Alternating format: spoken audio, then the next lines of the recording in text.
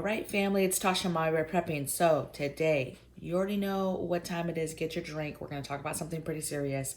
I want you to make sure that you get a pen and paper and that you make sure that you're taking notes today. So welcome to the channel. Welcome back to the channel.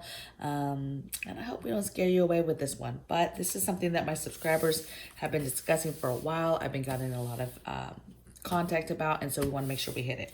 So if you didn't watch yesterday's video, watch yesterday's video. I'm doing a three-parter all about how to prepare for CBRN, so chemical, biological, radiological, nuclear type events. Okay. Yesterday I really just talked about what each of those initials meant, right? Chemical, biological, all that stuff. Talked about definitions, and then I talked about first responding type. Basically, what's the first thing you do if you find yourself in the situation of one of those events or attacks. Now today, this is really the meat and potatoes of what people wanted today and tomorrow. Today is how do you live day by day with fallout, right? Things to expect, expectations, realistically, what could happen, things that you can do in your home for everyday things that you have to continue to do and maintain, and how do you do that if you're, sealed up in your home. And then tomorrow, we're also going to be talking about the supplies, the gear, the grocery list, basically, of stuff that you could get your hands on to help assist you in dealing with this stuff. Okay, so today I'm not going to get into a lot of specifics in regards to specific gear and supplies. I'll mention things as I'm talking about different topics, but tomorrow is where you want to tune in, because that's where I'm actually going to talk about what you can get, alternatives, different options, so that everybody, no matter what your budget is, can prepare for this type of stuff. Okay, so let's get into it. So first, I'm going to talk about realistic picture. I'm going to talk about different things and variables that play into that. I'm going to talk about your home and shelter, making a safe space in your home. I'm going to be talking about decon, and then I'm going to get into everyday stuff like, hey, dealing with pets, kids, toilets, right? Body waste, what to do with that. Water is a big one that I'm going to touch on today. You guys already know water is my thing. Water, food, what else? A little bit of medical. Let me see what else, you guys. A little bit of hygiene, and then some stuff about the garden and going outside and inside and all that stuff. And then some just basic tips, like overall overarching things that will be helpful. Okay. All right. So realistic picture, you guys. Now I took notes, right? What I did was, I've been trained in the military with a lot of information about this type of stuff already. But I had to sit down myself and figure out, okay, how would I do certain things, right? And some of you guys brought up some really good questions that got me thinking about how I would do things, got me thinking about changing some things and ways I was doing things. And so I did a lot of research. Even though I knew quite a bit, I wanted to see kind of what was being put out there, okay? In tomorrow's video too, I'm going to put some resources of where I got some of my information, okay? So length, right? So, obviously you have a bomb. I'm not going to get into sizes, but you have a bomb. It hits. You have to worry about the blast. You have to worry about that immediate radiation, like clouds, immediate cover, and then you have to worry about fallout. And with fallout, that's where you run into different illnesses, syndromes, long-term effects, all this good stuff, right? Well, not good, right? But there's good and there's bad news that I think that people don't talk about, okay? Fallout, if you're in an area where there's going to be fallout, or even outside of that area, because remember, variables, wind, weather, wind is huge, carrying that about, okay? But 3 to 5 weeks is the typical time frame for immediate, fallout, okay? You talk about people having, there being like movies and books and fallout for years and years. Could that happen? I suppose if we had just multiple bombs that were dropped, right? And just the atmosphere and the weather and the just craziness of it, I suppose if you had the right conditions, it could last longer. But the good news is that radiation dissipates pretty fast. Okay, it doesn't typically linger and unless those variables are there. Okay, so is the possibility of it lingering there? Yes. Okay, could it be longer than that? Absolutely. But radiation decays pretty quickly. Okay, the good news is I think that if an average family, when you're saying you're preparing and getting food and water, stuff like that, if you're trying to hit the mark of, I'd say 6 to 8 weeks of having those things in your home, meaning you have bottled type of water, or stuff to drink and food for 6 to 8 weeks, I think that you are good. I think that what also matters is how fast you react. How fast do you get your family in your home? You turn on your emergency radio broadcasting and you listen to what they're telling you, okay? Some stuff you're gonna know right away, okay? If you are outside of most of those nuke maps, it ends with the, hey, you're not in the blast, you're not in immediate fallout, you're not in the radiation area where people are burning and you're getting immediate burns and stuff, right? Even outside of that, where you relatively say, oh, it's a little bit safer, you are going to have at a minimum, even in those outskirt areas, broken windows. So you might be alerted right away when all the windows in your house immediately combust all at once. I immediately know, wow, nuclear. There's nothing really else that would bust out windows but not bust your home. So you know it's not like a gas explosion. It could be something close, but with today's world, if all my windows blow out, I know it's game time, and I know that I'm on the outskirts of a possible nuclear event. Okay. But there's all types of scenarios. There's people that are going to be way outside of an area, right? And essentially, yes, you would still lock down and do the things that your emergency broadcasting and your system's telling you to do, but the survivability is actually pretty high. Billions and billions of people are going to make it from a nuclear device being detonated in this country. Okay. Some other variables that are huge is it surface or is it air? Again, I try to look at the positive because there's a lot of negative and there's a lot of bad when we talk about bombs being dropped on us. It's like if a bomb gets dropped on you, that's it. But the good news is most enemies, or not most, but some, if they're dropping it, they're thinking long term and taking over our land and possibly not wanting to destroy the land too much. And so air is how you do that, an air burst. And with an air burst, it's not as devastating as it is with a surface hit. Surface hit is way more devastating, way more, your circle of identifiers is way bigger. And then, it's just way more devastating to your land, and you're getting back to any kind of growing. You're talking about decades and decades and decades of horribleness when it comes to growing and crops in our land. It's destroyed. So realistically, I think that that's what you should prepare for.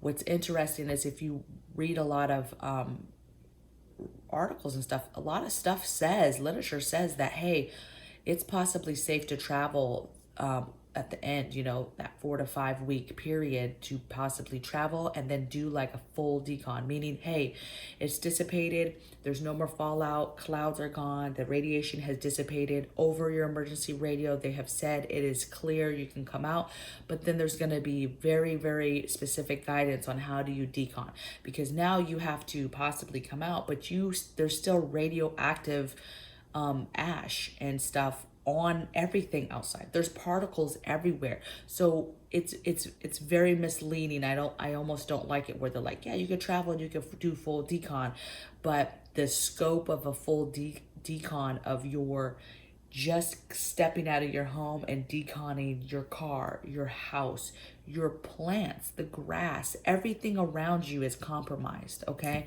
And so it becomes a very, very big task on how do you decon it this in the safest way possible, because this is the bad part. Because that radioactive particles are everywhere, they're very sticky, they're on everything, and so they're outside, and trying to decon that is going to be a big problem. And that's where you have, 1 to 5 years of internal problems. And that depends on how fast did you get into a home, and seal it off to save yourself from radiation, or lessen the radiation.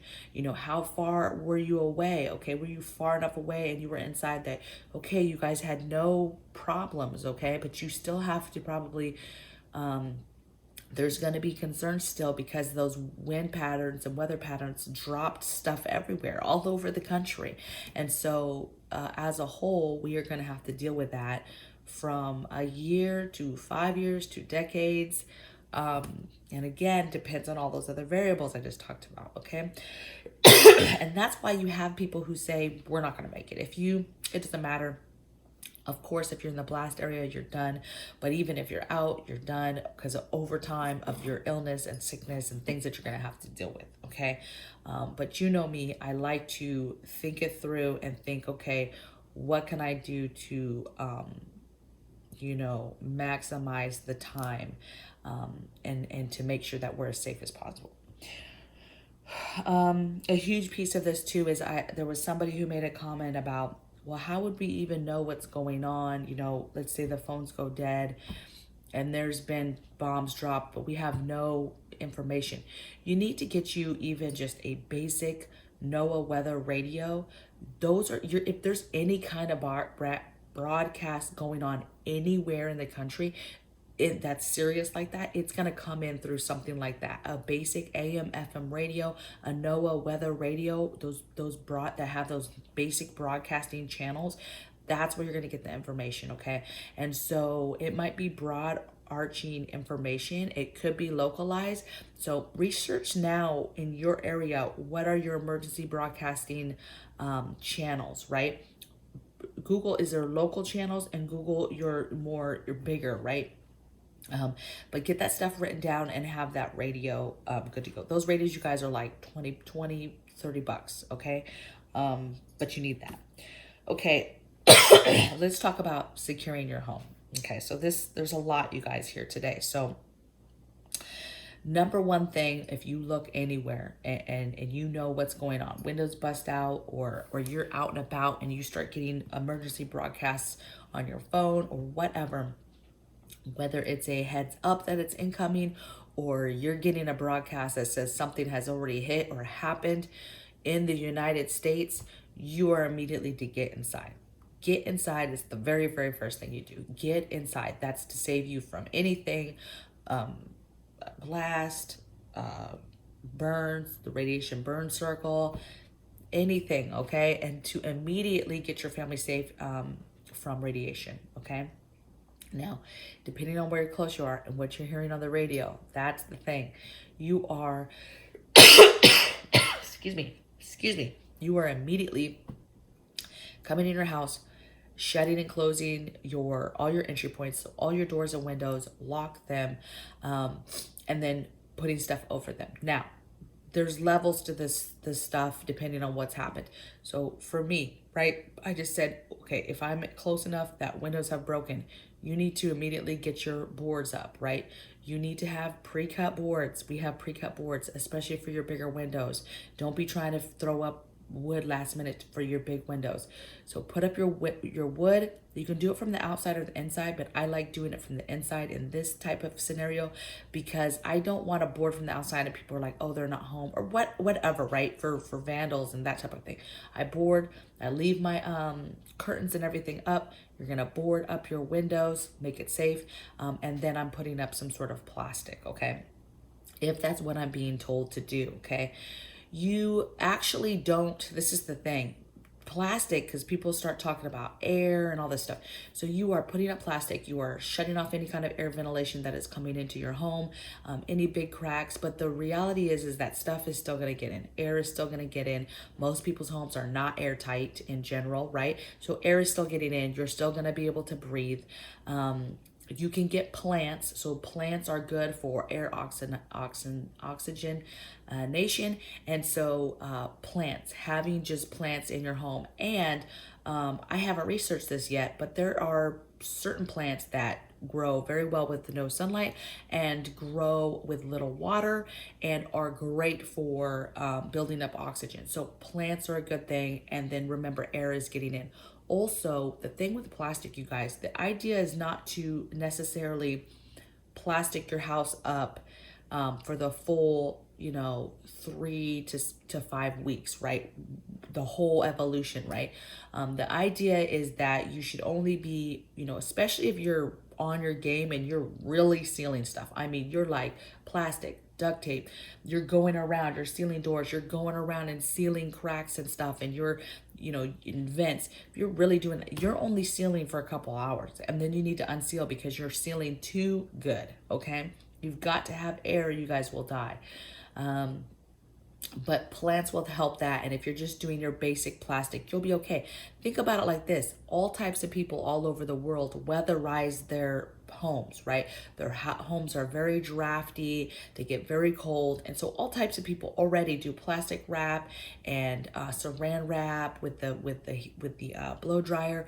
People already wrap their windows for weatherization, and people don't die, right? There's oxygen in the air still, right? But you have to be careful, because if you start sealing stuff really good, you need to be concerned, okay?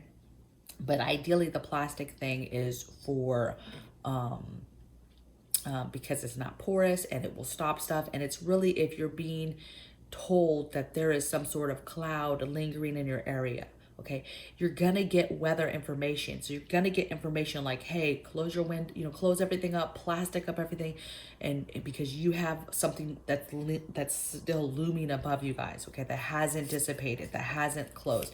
You'll get the green light, and then you can take that plastic off, okay? What me and my family will, our game plan is, if windows are broke, we're putting up the wood. We go back and forth whether we'll put up wood regardless or not, because of fortification in general, but we have the wood, right? Second thing is we have heavy moving blankets, or wool blankets. We will staple those across the windows, all the windows, especially the big drafty windows, because you have some big windows. Then we'll leave those on. Those let plenty of, a little bit of air in. There's oxygen in here. You'll be fine. They're porous, right? They're thicker, but they are porousy. And then what we'll do is those will be up all the time. And then when we get alerts, or if at the very beginning, we are fearful that we know that there is stuff happening outside. We can clearly see stuff happening, or we're clearly being told something is gonna come. You are in the zone. Fallout is coming. Then we'll put the plastic over the blankets. And then when we get the all clear, or hey, you can take the plastic down, no need for that, we'll take that down, but we'll still have kind of some sort of barrier, extra barrier up to protect us in general, okay? Because remember, even if there's all clears and different things like that, you're dealing with the after effects and the eternal stuff way longer, okay? And the truth is that certain gamma, neutron, all the different types, they penetrate different materials. So there is types of radiation that can penetrate, the wood, your wood structure. That's why sheltering, they say, get inside, fortify all that, do what you're being told to do over your windows and your doors. And then you go to the middle of the house, or you go to the basement. And then within that area, you should have a safe room set up. So that room is even more thought about in regards to extra barriers, extra drop cloths, extra tarps, whatever, to really make sure that that is the safest area in your home, okay?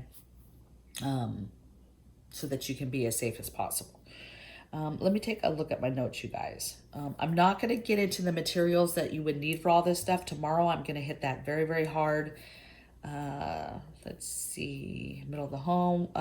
They say middle of the home or basement, and they say stay away from the outskirts, right? Your outer walls and your ceiling, okay? Because radioactive particles are touching that. They're falling on your ceiling. They're the wind, right? So that is the most important thing, is to stay away from that stuff, because it still is certain rays are still going to be able to penetrate certain things, right? So you have cement is better than brick. You have brick that's better than wood, right? You have your evolutions of what is better for covering multiple types of rays, but You know, the basic is just doing the things that I've talked to you about could possibly save your family from exposure, or way lowering the amount of exposure.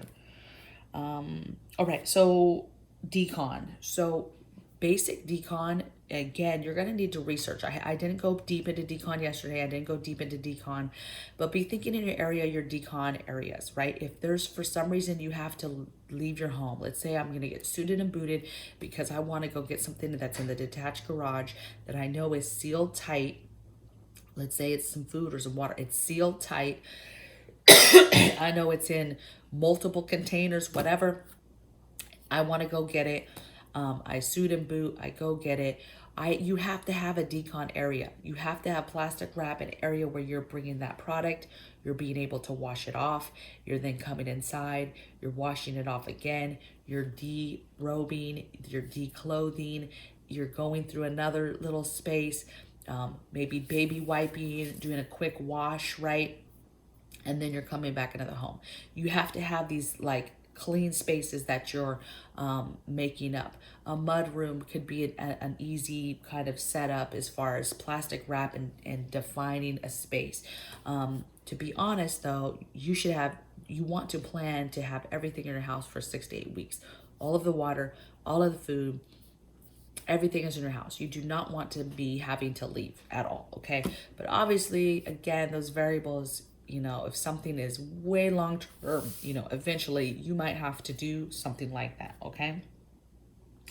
But decon is huge. But let me tell you, washing your body with soap and water, 90% of, because it's radioactive, that gets on your skin. Your skin is what you're worrying about. Those particles are sticky and you're worried about inhaling. Okay, so if you've sealed off stuff, you're inside all the time, you came home, as soon as you came home, you guys deconned.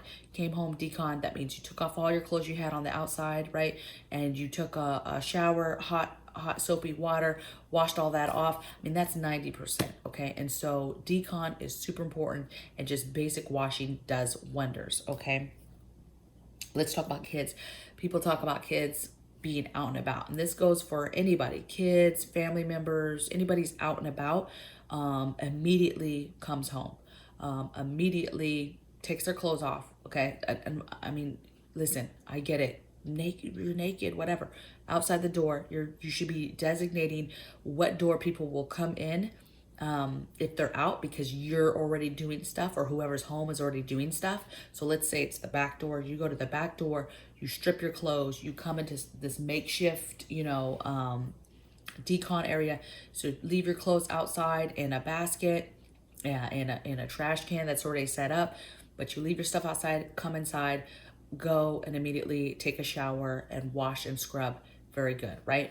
Hot soapy water, wash, put clean clothes on, and then that person immediately starts helping with everything else that needs to be done in the house. So as people come home, they're deconning, and then they're getting they're helping with the house, okay? Because it's all hands on deck. And that's anybody that is home, okay? So just think, get home, immediate decon. Decon is stripping all their clothes and then taking a hot shower and putting clean clothes on, and then helping with the evolution, okay? And the areas that need to be done first is close ventilation, do your windows if you're being told to do that, be tarping off or making your safe area, right? You know, at this point, if you, let's say you had extra food in the detached garage, if you have time, stuff hasn't started, possibly you're making some trips and bringing more stuff in to stack up and have in your home. I don't know, okay? Pets, same thing. You're getting pets, especially if they've been outside, you need to get them inside. Obviously, they don't have clothes, right? But what I would do is, you're gonna have materials that you're gonna use, and then you're gonna throw away in this bucket. So like the clothes you're gonna take off, you're gonna put in this bucket. The dog or whatever, I would be brushing the dog, or a cat, right? Brush, brush, brush to get anything that might be on them, any kind of particles. It really depends on how far you are in this stuff. And then throwing that brush away, or whatever you use to wipe them down, and then immediately they're going to the bathtub and you're deconning them. You're washing them with soap and water. You are deconning your animals, okay? You need to do that for any animal that was outside. It's just like people. So decon, get them inside. Moving on, house stuff. So this is where the majority of the questions came. Water, water, water, water, water. Okay. So I took lots of notes of what you can do. Okay. The goal, the number one goal is get water in your home. Get water in your home, get water in your home, get water in your home. If it's in your home and it's sealed, it's safe, okay? If it's been in your home was exposed, whatever, variables, right? How long is it since you came home, whatever, you might have to wipe that stuff down. If it came from a garage, you acted fast and you brought anything that was outside and you brought it in, even if it was quick, wipe it down. Wipe it down with wipes, bleach wipes, throw the wipes away. Put the wipes in a baggie, throw it away, okay? The biggest thing is just decon. Decon is a huge thing, okay? But if it's sealed in your home, you can drink any kind of water. So bottled waters, water that you had in a container, juice, soda, right? All of those types of things.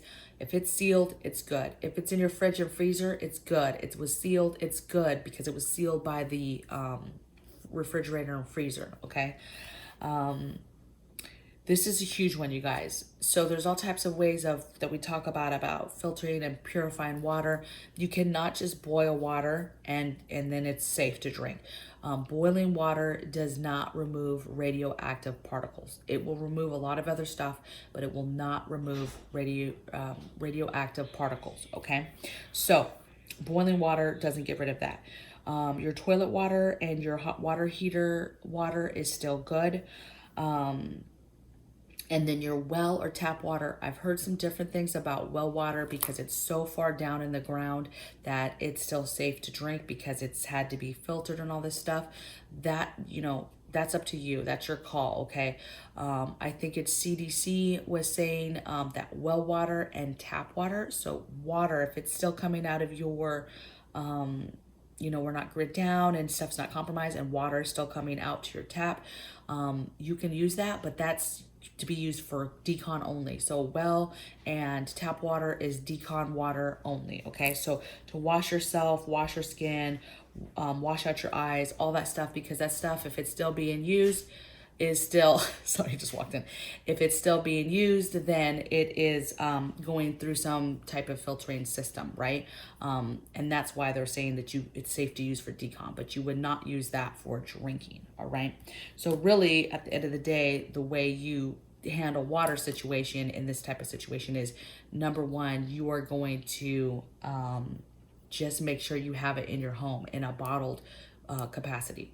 Bottled waters, and a lot of people are like, oh, bottled waters, whatever. That stuff's gonna save your life, okay? So get that in your home. Another thing is I think it was Southern Boy Prepper, he did a video the other day about crude filtering and how you would go about trying to get clean water. So the idea is that, yes, you could get water, you could procure water. There's very expensive ways to make that water safe. He talked about a crude filter, right? So literally a bucket with holes, and he talked about the whole layering of gravel, dirt, charcoal, pebbles.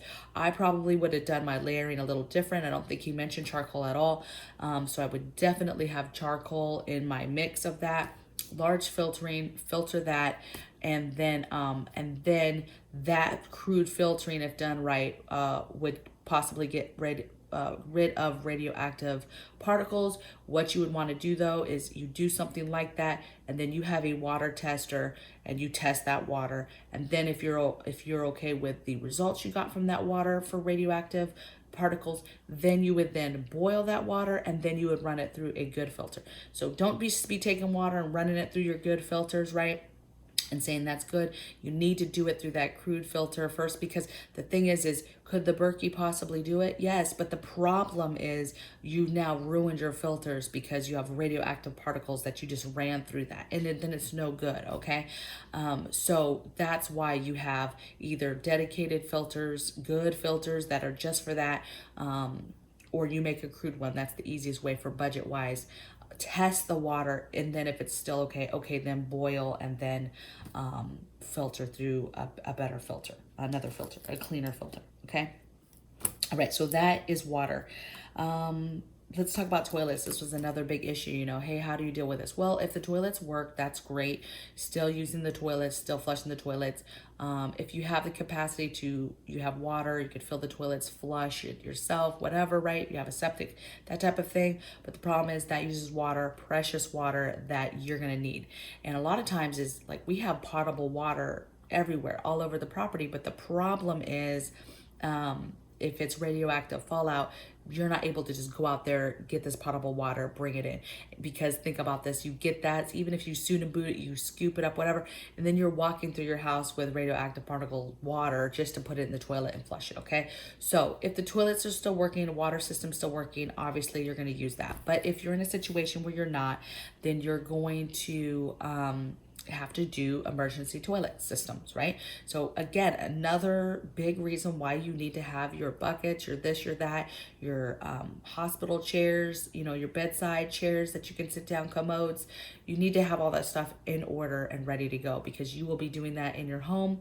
And as far as waste and how to get rid of that, so I have a couple ideas. One, if you have a garage that's attached and it's sealed and whatever, corner of the garage, you could put up some plastic, some drops, or some tarps in a corner. Have a dedicated trash can, heavy duty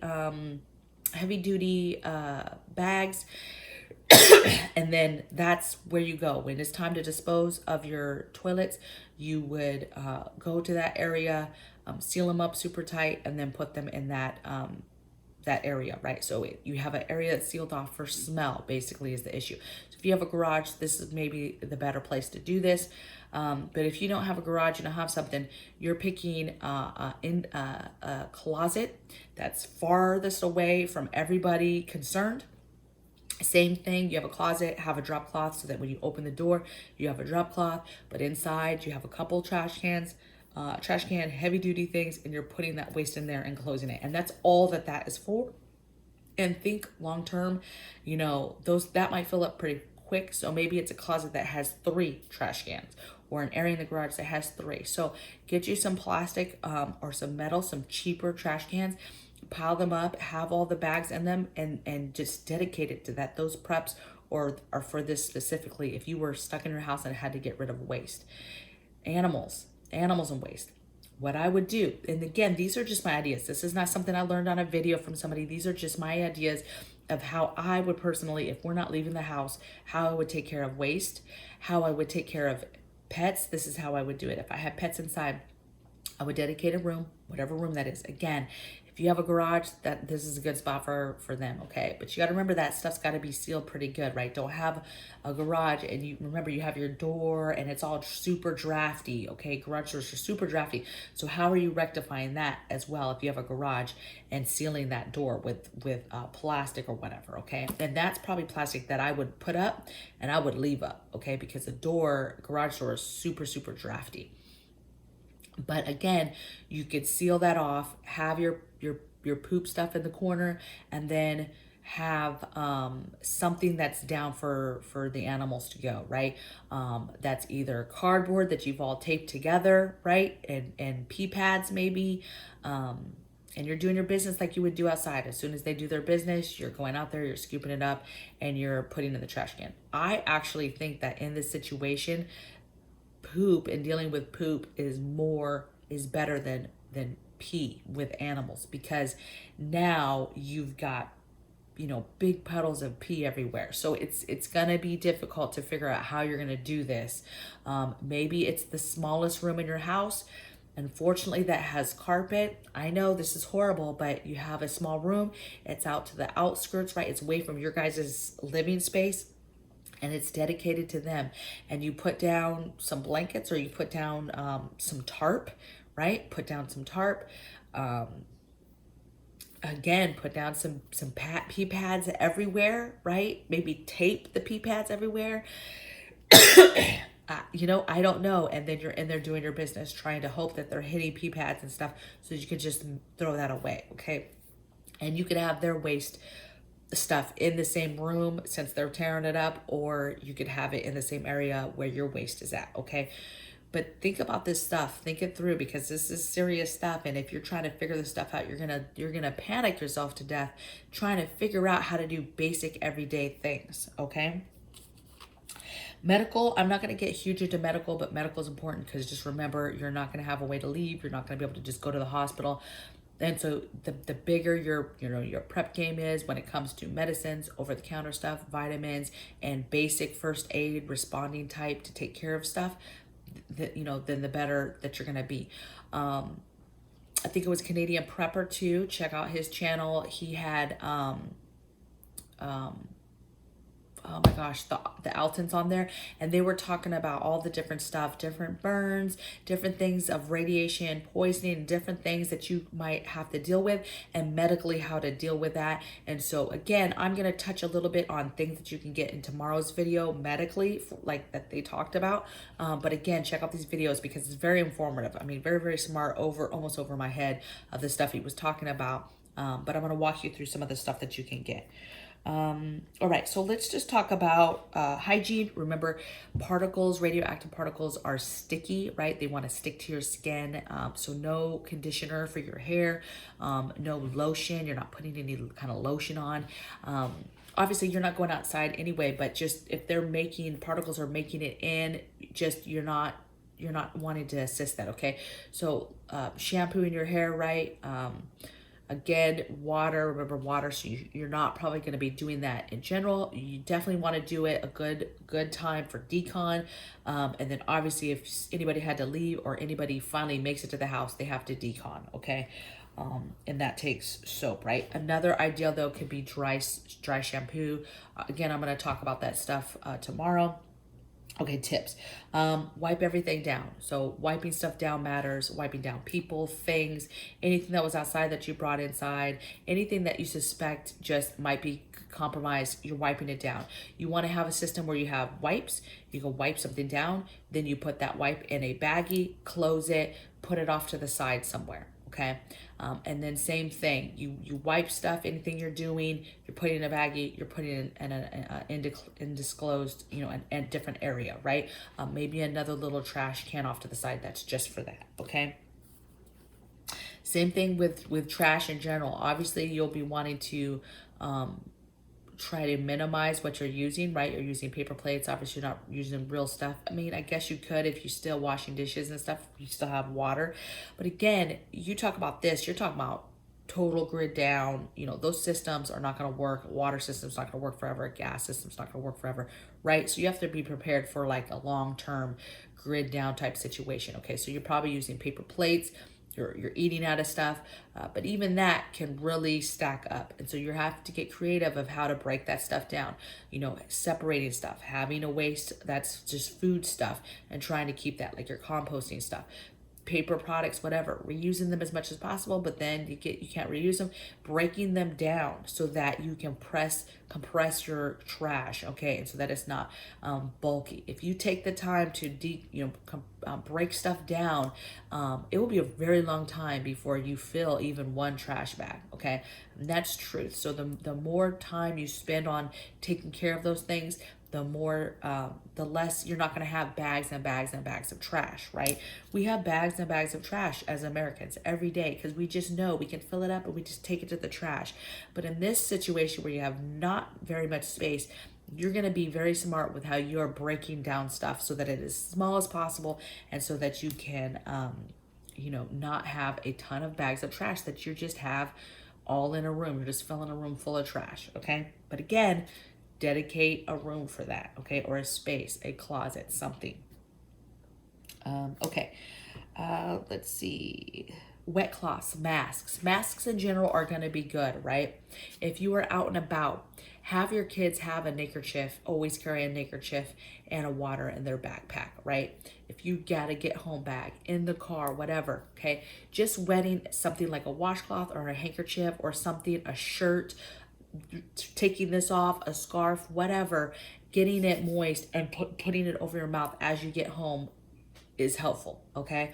Any kind of mask at home, putting those on. If you say you're getting an emergency and you've sealed up, but you know, they're like, you're getting hit heavy right now. You know, that cloth is golden.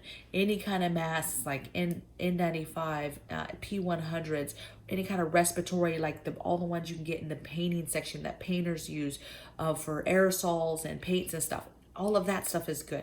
All of that stuff is helpful. Of course, gas masks, okay? But again, we're going to talk about gear tomorrow. I'm going to give you some options. I'm going to talk you through it thoroughly. But that stuff helps. But even just washcloth over your mouth that's wet is very, very good. Okay. Testing water. So basically testing water as you go. If you're able to get any kind of radiation testers, dosimeter, again, we're going to talk about this stuff tomorrow, but think testing, get that stuff, okay? Any way that you can personally in your home test the radiation levels, whether it's in your home, outside your home, personal, any kind of deconning stuff, any kind of water testing for radiation particles, that's amazing. That's must-have preps that you have to have, okay? Let's see. Oh, another thing, you know, they talk about this fallout winter and radiological type winter, right? So, I guess that if you have fallout and if it lasts a long time, and you have this fallout, fallout, I guess it does do something to the atmosphere. And you know, I'm not into this stuff, you guys. This is like math to me. But expect it to be very, very cold, winter-like, very, very, very cold. And so, again, you're making sure that you have your warm weather gear, your preps, that type of stuff. People are staying warm and bundled up, and that you have that stuff when you're inside your house, okay? So tomorrow, that's all I have for today. For tomorrow, I'm super excited. I'm going to go over basically the grocery list of supplies and gear that you can get. I'm going to go over some more spendy items, right? But I'm going to go over some very practical, budget-friendly options and alternatives for virtually everything. I'm going to be talking about the hygiene stuff. I'm going to be talking about the, you know, the protective gear. I'm going to be talking about the stuff you need for your house, stuff to make the safe room, stuff to make, you know, decon areas, just all types of options. Okay, so you're going to want to tune in tomorrow.